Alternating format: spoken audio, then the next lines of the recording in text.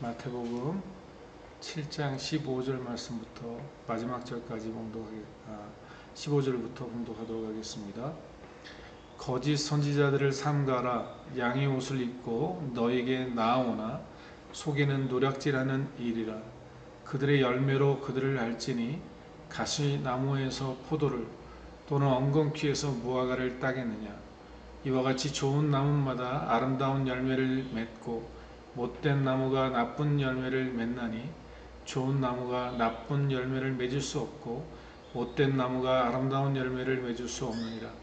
아름다운 열매를 맺지 아니하는 나무마다 찍혀 불에 던져지느니라. 이러므로 그들의 열매로 그들을 알리라. 나더러 주여 주여 하는 자마다 다 천국에 들어갈 것이 아니요 다만 하늘에 계신 내 아버지의 뜻대로 행하는 자라야 들어가리라.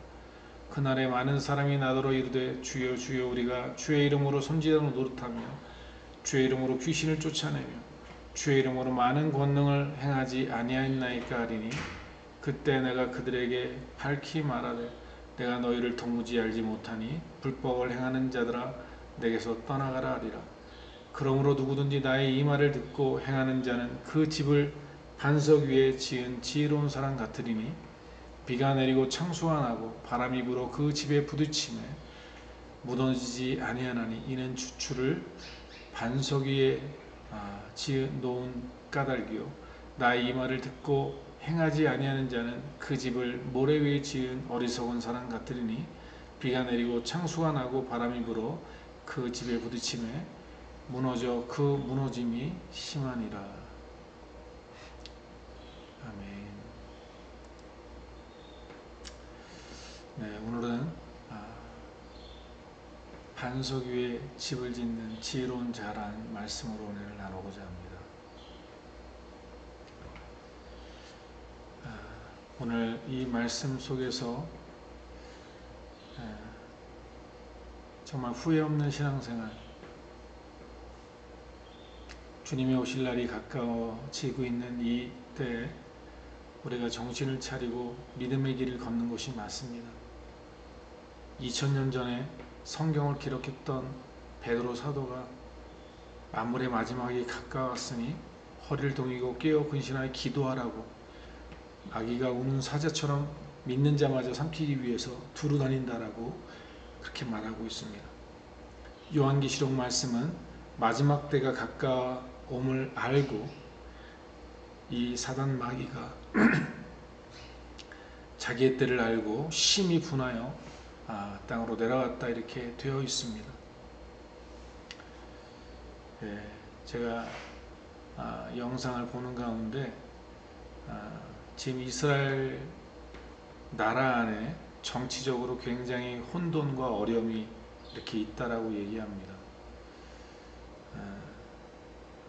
그런 가운데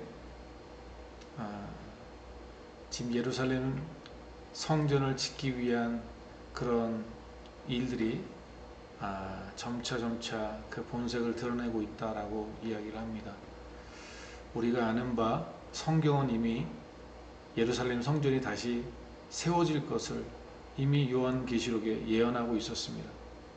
이렇듯 주님께서 이미 말씀으로 기록해 놓으신 그 마지막 때 그 성전이 세워질 것을 말씀하고 있었던 그 말씀이 지금 이루어지고 있고요.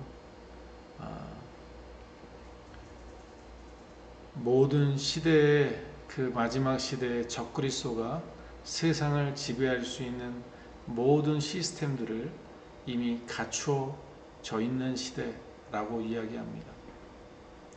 적그리스도가 인공지능을 지배하게 되고 모든 세상의 네트워크를 지배하게 된다면 이제는 어느 곳에 있든 모든 사람들을 지배하고 통제할 수 있는 그런 세상이 되어져 가고 있다는 사실을 우리가 조금만 더 눈을 열어서 세상을 바라보면 보이는 시대에 들어와 있습니다.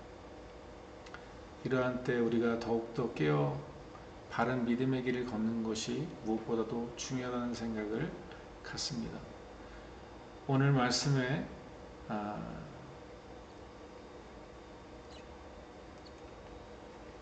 주님께서 제자들을 향해서 이 마지막 때 거짓 선지자를 조심할 것을 우리에게 말씀하고 있습니다.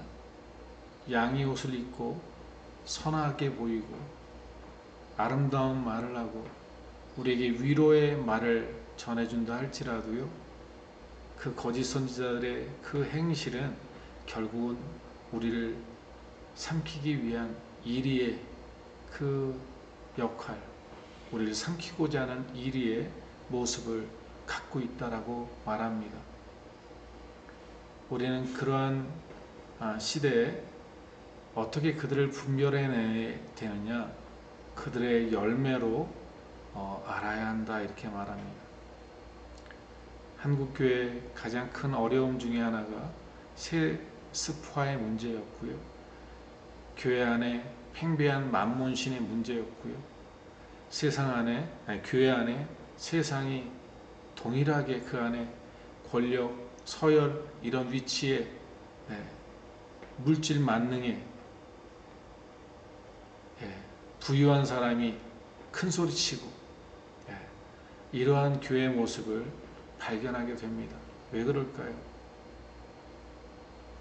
그 교회 그 물이 그렇고 그 교회 흐름이 그렇고 교회 목회자의 마인드가 세속화되거나 기복적인 신앙으로 흘러가면 그 교회는 그러한 교회가 될 수밖에 없습니다.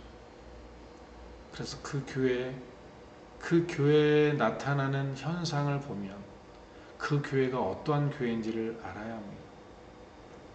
교회 내에 돈 있는 사람이 갑질을 하고 권력 있는 사람이 그 높은 지위에 역시 교회 안에서도 부유하고 돈 있고 권력 있는 사람들이 교회 안을 차지하는 이러한 시대에 정말 성령 충만하고 은혜와 사랑이 충만하고 착하고 선한 사람들은 구색으로 맞춰놓는 이러한 교회의 모습을 우리는 종종 많이 봅니다. 목회자가 주님의 종이 아니라 권력자가 되고 교주처럼 지배하는 그러한 교회의 모습들은 절대로 주님의 모습이 아닙니다. 하늘의 권세를 하나님의 아들이심에도 불구하고 주님은 제자들과 함께 떡을 떼며 그들과 함께 마음을 같이하며 그들을 무릎을 꿇고 그들의 발을 닦는 섬김으로 제자들을 섬겼습니다. 이러한 때 우리가 정신을 차려야 합니다. 거짓된 마귀의 미혹에 빠지지 않아야 합니다. 우리 고린도 후서 4장 2절 이하의 말씀에 보면 미혹의 영이 세상 가운데 있는 사람들에게 그 복음의 빛으로 나아가지 못하도록 우리를 혼미케 한다 이렇게 되어 있습니다. 마귀는 우리의 영혼을 혼미케 하고 우리가 복음의 빛으로 들어가지 못하도록 방해한다라고 되어 있습니다. 오늘 이 시대가 왜 복음의 능력이 사라졌습니까? 왜 복음의 사람들이 이 땅 가운데 드러나지 않습니까? 정말 이 대한민국의 그 1000만이라는 크리스찬들이 복음의 사람이었더라면 어떻게 세상이 대한민국이 이처럼 세계에서 자살률, 교통사고율, 술 판매량 이런 것들이 이렇게 나타날 수 있겠습니까?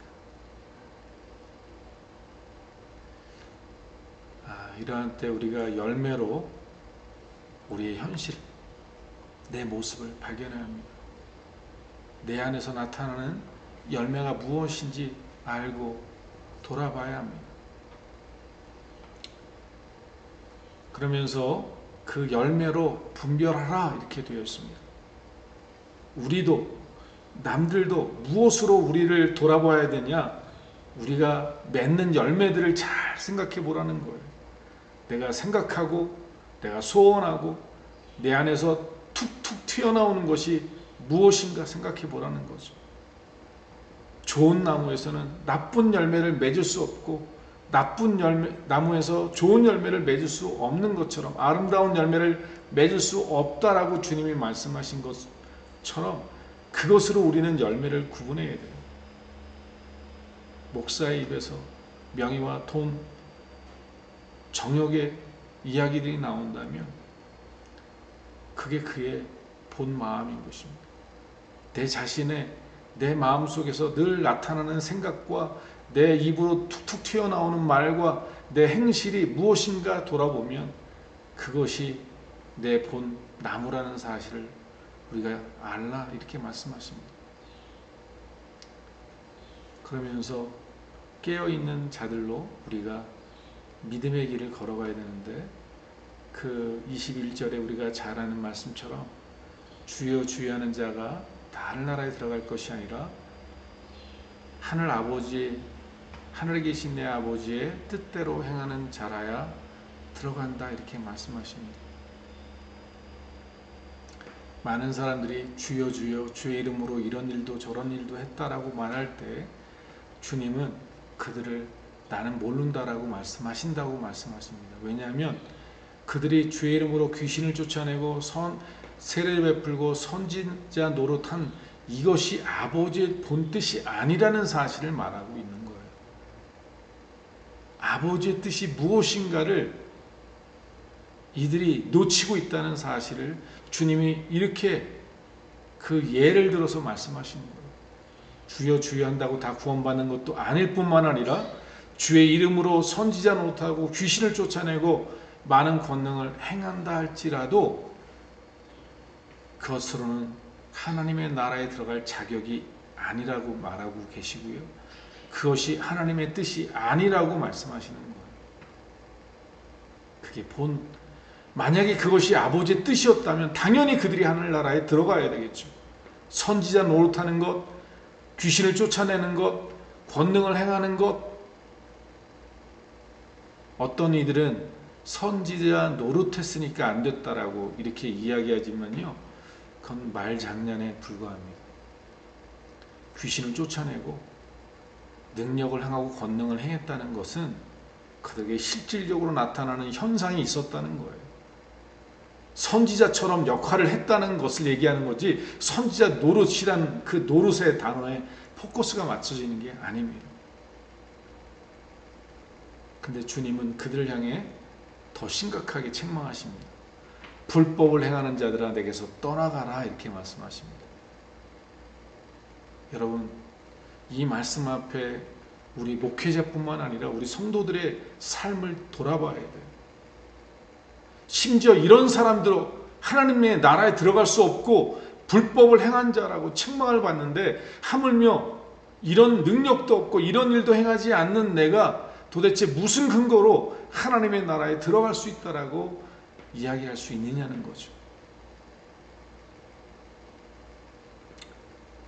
주님은 우리에게 이렇게 분명히 답을 주셨습니다. 하늘에 계신 내 아버지의 뜻대로 행하는 자라야 들어가리라, 이렇게 말씀하십니다. 오늘 이 말씀은 사실 산상수훈과 연결되어 있는 말씀이죠. 심령이 가난한 자는 복이 있나니 천국이 저희 것이며 마음이 청결한 자는 복이 있나니 저희가 하나님을 볼 것이며, 이렇게 팔복으로 산상수훈의 말씀이 쭉 이어져서 오늘 말씀에 다다른다라고 이렇게 많은 신학자들이 보고 있습니다. 맞습니다. 그 모든 오늘 말씀까지, 우리 열매로 우리를 아는 것, 그리고 좁은 문으로 들어가는 것, 찾고 구하고 두드리는 것, 비판하지 아니하는 것, 많은 주님의 산상수훈들이 있습니다. 그 말씀대로 사는 것이 아버지의 뜻이다라고 이렇게 이해할 수 있습니다. 사랑하는 성도 여러분, 저는 오늘 말씀을 사실은 그 주일날 말씀의 그 중요한 말씀으로 살펴보고자 하는 말씀을 오늘 잠깐 살펴보는데요. 창세기 2장 3장에 있는 말씀을 여러분 기억해 보십시오. 하나님께서 사람을 만드시고 땅을 경작하고 다스리고 생육하고 번성하라고 말씀하셨습니다. 그리고서요, 한 가지 그들에게 말씀을 명령하십니다. 이것을 구약의 그러니까 초원 그 율법이다라고 말하고 있습니다. 신학적으로. 그게 뭐냐면 선악을 알게 하는 나무의 열매를 따먹지 말라는 말씀이었습니다.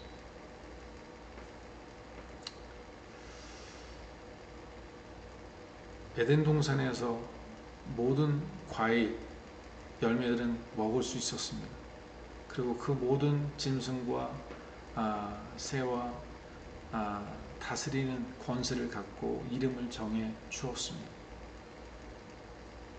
그러한 아담과 하와에게 주어진 이 한 가지 명령, 한 가지 율법,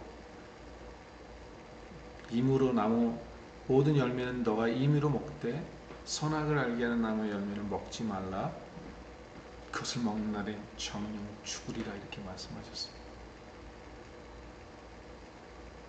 근데 만일 사랑하는 성도 여러분, 아담이 하나님 앞에 하나님 제가 경작을 해서 이렇게 수확을 많이 거뒀고 내가 모든 짐승과 조리와 물고기의 이름을 내가 이렇게 정했고 내가 이만큼 하나님이 주신 에덴 동산을 다스렸습니다.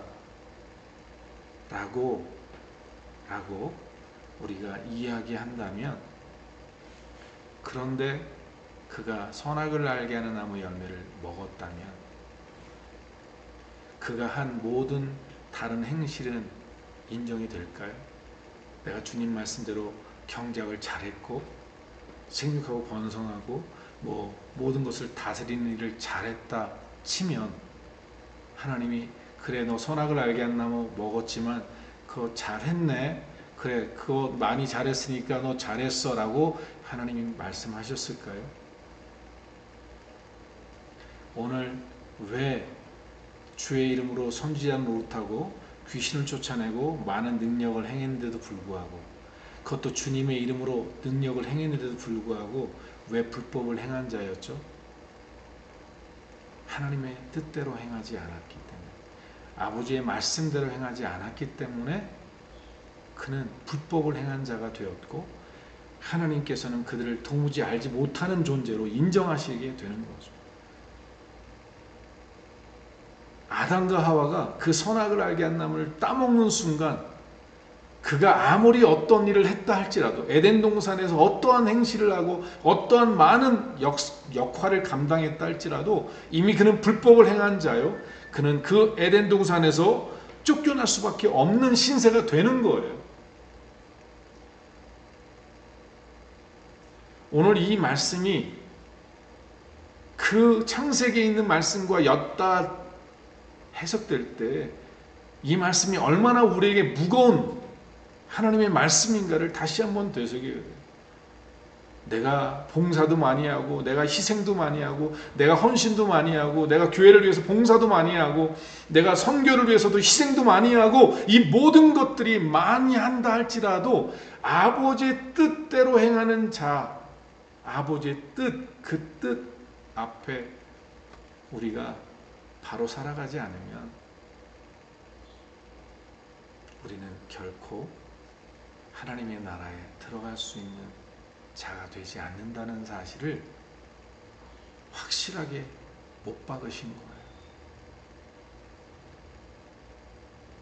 사랑하는 성도 여러분, 창세기에 하나님이 선악을 알게 하는 나무의 열매를 먹지 말라고 하신 그 이유는 뭘까요? 저는 거기서 오늘 이 산상수훈에 나오는 모든 말씀을 한마디로 요약할 수 있다라고 저는 확신합니다. 마음이 청결한 자, 심령이 가난한 자, 여러분 이 모든 말씀을 한마디로 창세기 2장과 3장에 있는 말씀을 통해 우리에게 선포하고 있는 메시지가 있습니다. 여러분 그게 뭐라고 생각하십니까?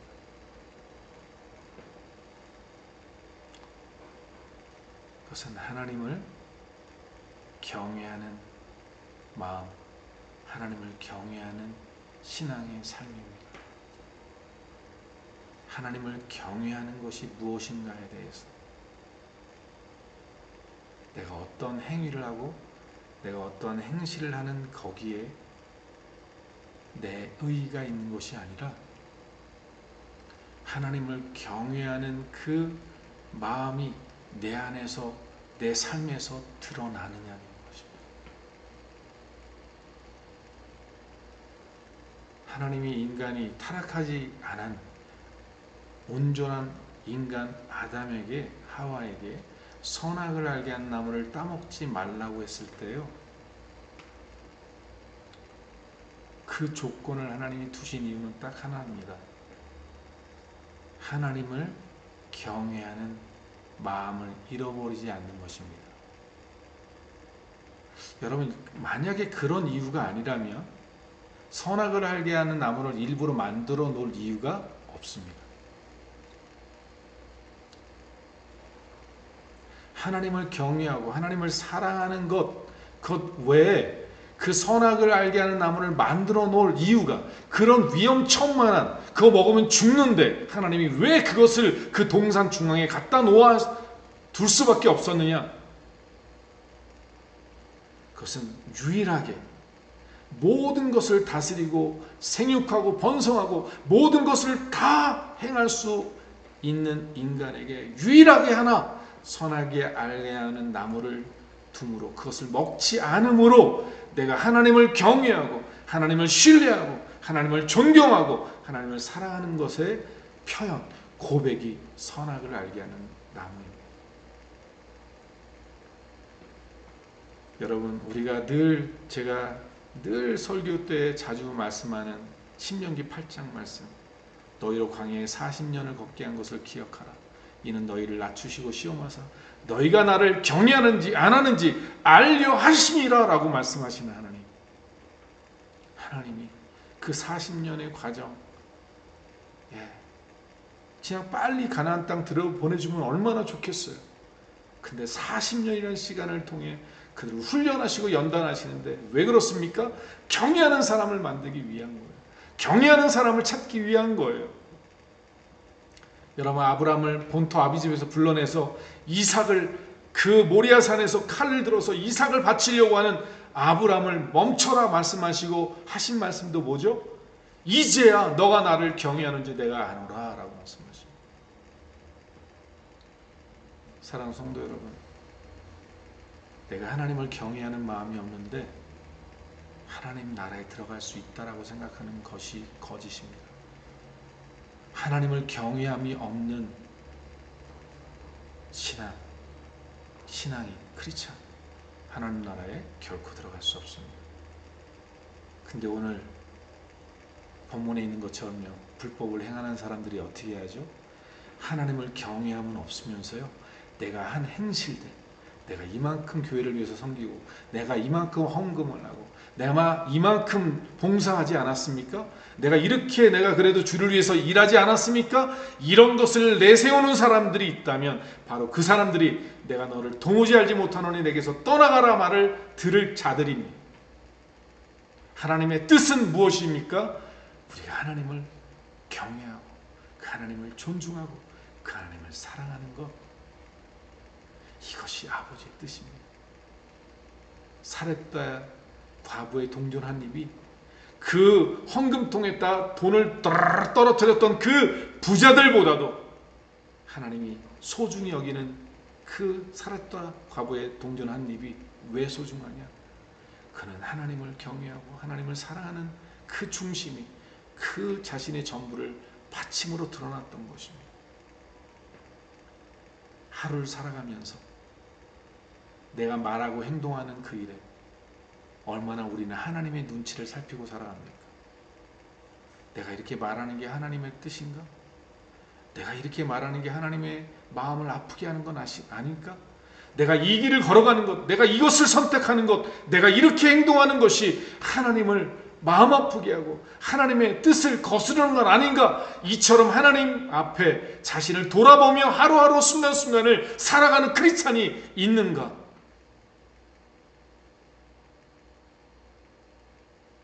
여러분, 이게 하나님을 경외하는 사람입니다. 이게 하나님을 경외하는 사람의 삶입니다. 하나님의 뜻은 하나님을 경외하는 삶으로 그 하나님을 존귀 여기고 그 하나님을 인정하고 그 하나님을 섬기는 삶, 그 하나님을 나의 하나님으로 왕으로 온전히 인정하는 삶의 모습이 있을 때 이것이 하나님을 경외하는 자의 삶입니다.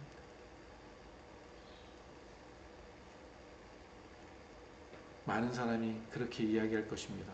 내가 하나님을 경외했으니까 11조 했지. 내가 하나님을 경외했으니까 이런 일을 행하지 않았을까요? 라고 얘기합니다. 여러분, 거짓말을 스스로 못합니다. 내 매일매일의 삶을, 내가 매 순간마다 내뱉는 말을, 내 삶에서, 내 마음에서 우러나는 생각을 우리가 돌아본다면 내가 얼마나 하나님을 경외하는 삶을 살아가는지, 사도 바울처럼 내가 복음을 전파한 후에 내가 도리어 버림이 될까 두려워 내 자신을 처복종시키고 날마다 죽고 내가 십자가에 못 박혀 죽는 삶을 날마다 살아가는 이 삶을 왜 살아갔겠습니까? 왜 두렵고 떨림으로 너희는 너희의 구원을 이루라라고 빌립보서 2장 13절에 말씀하셨겠습니까?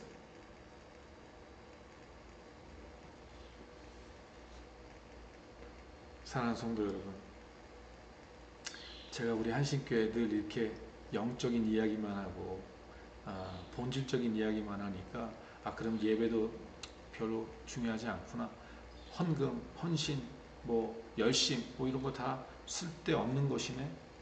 여러분, 절대 그렇지 않습니다.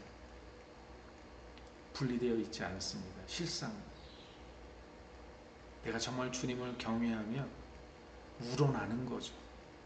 내가 그런 일을 했으니 하나님 나 인정해달라는 것이 아니라 내 마음에 하나님을 경외하는 마음이 있으니 우러나는 모습이 헌신이요, 섬김이요, 사랑이요, 희생인 거지. 나 이제 하나님을 경외하는 마음으로 사니까 나는 이런 거 안 해도 돼. 여러분, 그런 삶이 가능할까요? 내가 아내를 사랑하는데, 남편을 사랑하는데, 내 자식을 사랑하는데, 사랑하니까 먹을 거 안 해줘도 되고, 입을 거 안 해줘도 되네. 이 책임 끝이네. 여러분, 그런 삶이 있을 수 있겠습니까? 하나님을 진정으로 경외하며 그분을 경외하는 삶에 나타나는 그 마음의, 생각의, 삶의 열매들이 있는 것입니다. 그것이 때로는 교회를 섬기고, 때로는 이웃을 섬기고, 때로는 나의 자신을 희생해서 주님의 마음을 흘려보내는 이런 일을 하는 것입니다.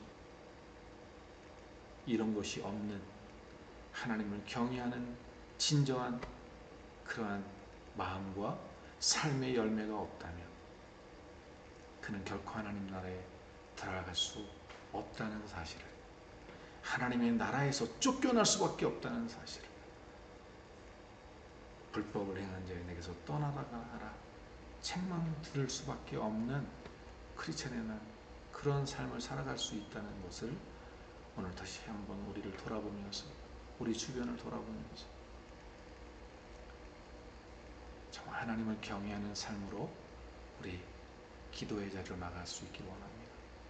하나님을 그동안 경외하지 않고 살아갔던 내 삶을 십자가에 못 박게 도와주시고, 내가 지금까지 하나님을 경외하기보다는 내 마음대로 살아가며 내가 주인 노릇하며 살아가는 이 모든 교만 속에, 가식 속에, 불법 속에 우리의 신앙을 회개하고 마음 중심으로 하나님을 하나님으로 인정하고 예수 그리스도를 나의 왕으로 모시고 주인으로 모시고 살아가는 진정한 경외함이 있는 우리 모두가 되길 주의 이름으로 간절히 축원합니다.